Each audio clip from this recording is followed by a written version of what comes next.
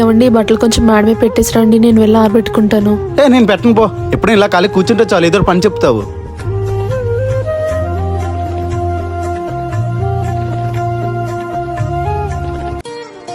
ఏవండి సూపర్ మార్కెట్కి వెళ్ళి కొంచెం సరుకులు తీసుకురండి. సూపర్ మార్కెట్ ఏమైనా కిలోమీటర్ దూరం ఉందా? పక్కనే కదా, నువ్వు వెళ్ళి తెచ్చుకో. అది కాదండి, నాకు ఇంట్లో చాలా పనులు ఉన్నాయి. మరి నేను ఖాళీగా ఉన్నానా? అవదని చెప్తున్నాను కదా, వెళ్ళి తెచ్చుకో.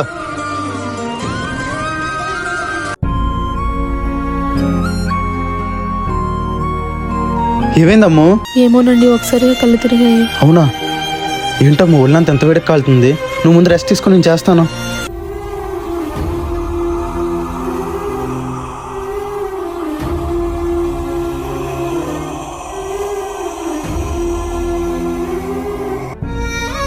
అమ్ము ఎలా ఉందిరా? నేను బాగానే ఉన్నానండి.